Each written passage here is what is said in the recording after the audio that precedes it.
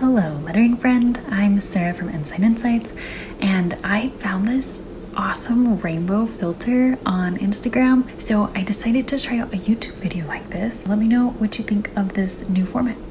In this video, I'm going to answer the most common question I get asked. I bet you can guess what it is. Let's do it. My 3 favorite brush pens for beginners. Number 1 is Pentel. This is a small brush pen. It's on Amazon or craft stores or art stores and also Target. Number 2, Kiritake Fudeburi.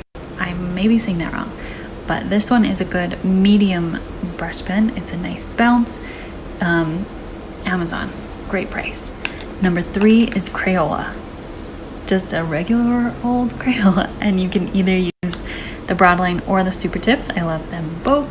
They are super cheap, easily accessible. If you don't live in a country that has them, you may have a market that is similar. That is my opinion. Let me know what pen you started with, because everybody is different and everybody needs something so unique to them. And that's why I do try all the pens, and I have a whole playlist on YouTube with different brush pen reviews, and I have an Amazon store with all the different pens that I've tried and that I recommend. So if those 3 are not enough for you, check out those other things there in my profile. I don't know if you've been wondering this, but I'm going to explain why I normally recommend Pentel Touch instead of Tombow Fudenosuke. Okay, side note, Fudenosuke. That's what my YouTube commenters told me the correct way to pronounce it. Here's a little update. I've been watching Jet Pens to find out exactly how to say it. Have you heard of Jet Pens on YouTube? They have so many resources for pens. Here's how you say it. Fudenosuke. Fudenosuke. Fudenosuke. I hope that's right. You can still tell me if I'm wrong. I think that's right. First of all, they're both amazing. You can't go wrong with either one. Let's get into it. Pentel.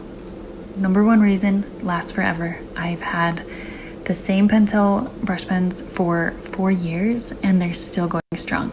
I cannot tell you how many Tombows I have thrown out because I wore them out, completely wore them out, and I've used them the same amount, and actually I use Pentel more. Number 2, this pen is water-based, so it blends really well. You can use it with watercolor. Super nice. Number 3, I have heard from the most people that this is their favorite. Not everyone. You might be one of the ones who's saying, wait, it's Tombow. Tombow's better. It might be. The majority that I've heard from likes Pentel. Now, here's the case for the Tombows. See how there's 2 of them? One is like a blue body, one is a black body. So, hard nib and soft nib. That is the really great thing about these. So I would recommend you can buy a pack, just this 2-pack, and you can try the soft nib and the hard nib, because especially as a beginner, you need to know what is easier for you, and everyone's different. Only you can know what's going to be easier. So to try out the soft and hard, I think this is a great place to start. The hard nib does have colors, so if you like the hard nib, you can get colors in that. If you like the soft nib, it is very similar to the Pentel, and the Pentel comes in 24 colors, which is amazing. One last thing, just remember the best brush pen to start with is the brush pen that you have.